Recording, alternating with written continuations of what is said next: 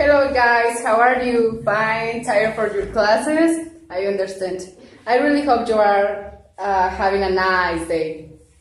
Well, our topic for our presentation today is about the acculturation, but we have a specific phrase for you that is, you are losing your identity. Well guys, do you know your real identity? Yes? No? Okay, if you don't, you should be worried because you are experiencing a process of acculturation. We are going to start first with the meaning of the acculturation. Okay, I will explain you a little about the history of the acculturation. It almost in our country started with the colonization of America. Before the Spanish people came to conquer American territory, the indigenous had their own beliefs, customs, and lifestyles. But this changed when the Spanish people took away much of our identity and imposed new beliefs and different lifestyles. As example, we can mention that the indigenous had to assimilate the Christian religious beliefs of Spain. It was then that many of the cultural traits of pre-Hispanic Mexico were transformed and lost in a forced way. About that, what do you think about the acculturation? It was good or bad for our country? And why?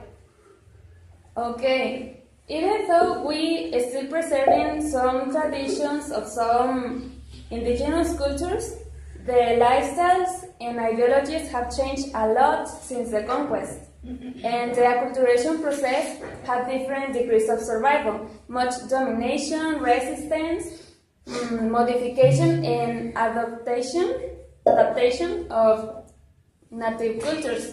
It contemplates identification, valuation, and internalization of cultural values. And finally, I think that something important to highlight is that some minority cultures are in danger of extinction as a result of the acculturation. And some communities in Latin America experience a gradual process of lost their identity. And that's all for me. Well guys, we are going to continue explain you some about the acculturation conditions. First, let me remind you that the acculturation now represents one of the major areas of investigation in cultural psychology. Now, the acculturation conditions refers to resources behind the acculturation process. In other words, refers to the antecedent factors. Nowadays, we know that the principal factor is the globalization, but in the antecedent factors, we have mainly four. The antecedent factor number one is about the characteristics of the perceiving society.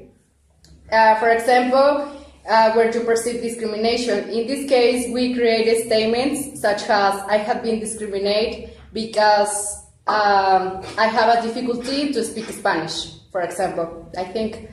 The antecedent factor number two is about the characteristics of the society of origin. For example, the political context that is similar with the government. For example, if your government doesn't provide you a better job, a good services, a recreation places, and you name it, obviously you will find better conditions life for you, for your family, and probably you have to move to another country to have a better life. The antecedent factor number three, we have the characteristics of the immigrant, of an immigrant group. It has to be with the ethnic vitality. If in your country, in this case, if in your country, this group of persons present a lower level, it will be disappear. But if in your country, the ethnic vitality presents a high level, it reduce the interest to interact with the mainstream group. For example, that this last group, the mainstream, caused a big distance between us and our culture. The factor number four in the last antecedent factor is the personal characteristics. For example, what about your visions? What about your beliefs? What about your tradition, and even your enthusiasm and attitudes? And I have a little conclusion in this case that is about the acculturation. It's a large process where you exchange attitude, values, and beliefs. And that's all for my part. Hello guys, my name is Jose Manuel, and now I'm going to talk to you about some advantages of the acculturation. First of all, you can know culture of another country. What is that? So maybe sometimes we want to go out and we don't know what the culture is or how is the culture of another country. Like for example, if I want to go to United States, as we know, there is not the same culture of the Mexican people has, but we can to learn of them. So we can to add, like for example, more values to our own culture or something like that. Another is the sharing of universal values. In this point, as we know, exists a lot of values in the world that maybe we don't know all of them, but we can to learn of another culture values, and it could be to be a better person, for example. And another is that you can know all of the world. Like for example, we can to imagine that we never are going to see Spain people or China's people, for example, and we don't know where they are from, because in the daily life we convive with a lot of people, but we don't know where they are from. So we can know that they are from another culture because they act different from us, and we can to learn of them. It could be values or aspects culture. Another point is the diversity. As we know, exists a lot of culture in the world, but we have just one. Then we have to let know our own culture, but we have to share some aspects like good and bad. So sometimes we can to get aspects bad from another culture, but we decide if we take them or not. Another is the cultural exchange. This is very important because we have to share some aspects of our own culture to another cultural countries.